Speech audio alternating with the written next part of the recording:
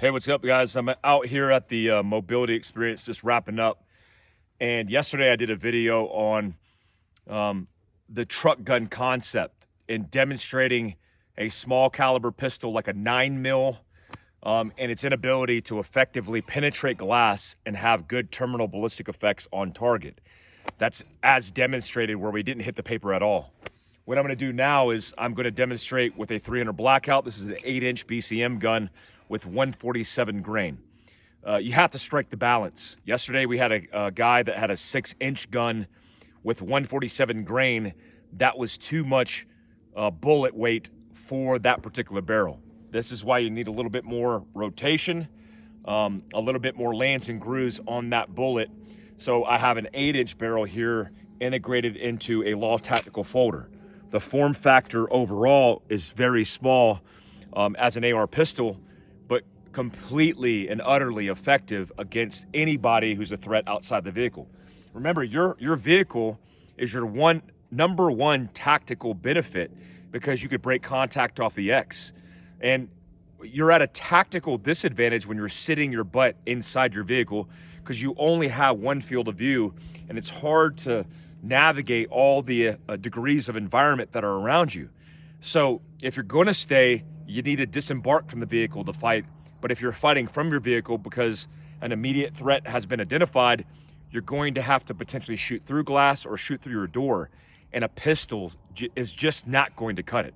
And I'll demonstrate by shooting this 300 blackout 147 grain through glass onto a target to show you how effective it can be.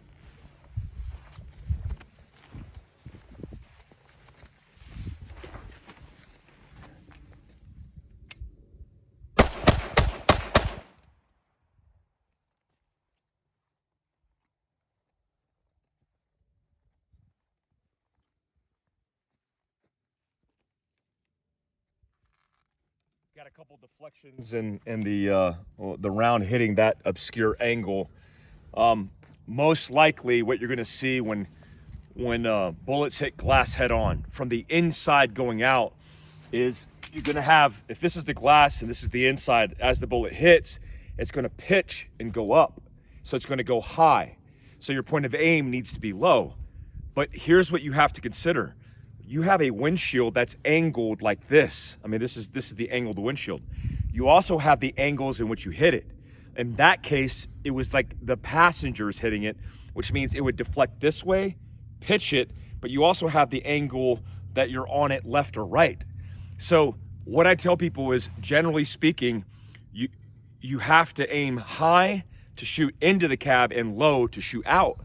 But if you have the right caliber, the right foot-pounds of energy, the right muzzle velocity, and a higher caliber weapon system, you don't have to overthink it.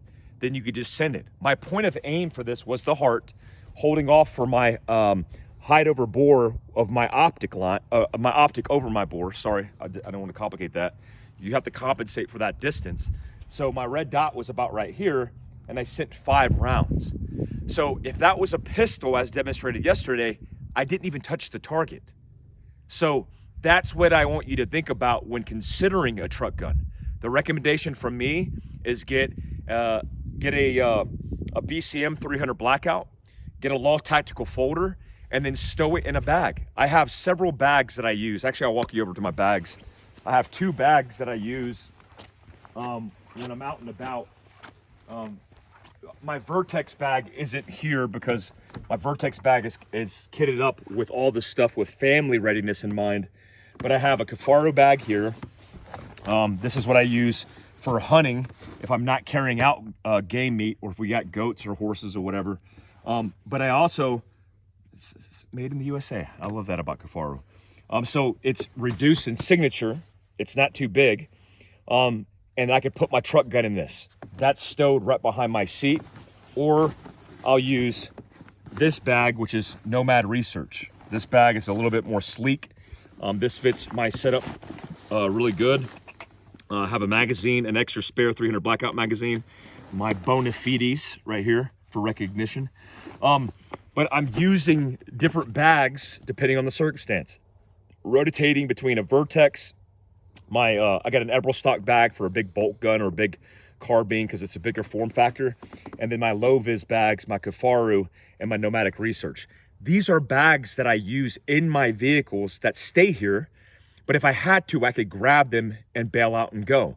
Or if I had to, I could actually carry it with me, and it's not giving away too much. I mean, if I'm carrying this out and about, I mean, if I'm in a shopping mall, yeah, maybe not. But if I'm out and about, like going camping or going hiking, that is not going to give a huge signature. That's what you'll see in the backwoods of Utah. So I want to get you into a truck gun. I think it's completely relevant. And I'm going to start, as we go into the winter season, start looking at suppressors and different cans and integrating them into truck guns. I don't like the idea of taking a gun, like a 300 Blackout, and shooting it in and around a closed, confined space with my family present. I don't like doing it without ear protection. Well, sorry, I was probably yelling that whole time. I'm sorry. I don't like doing it without ear protection, so I can't imagine doing that with no ear protection and then my family or friends being in that small space with me when I have to defend my life. This is all in the name of self-protection and self-defense, and I hope you guys enjoyed that.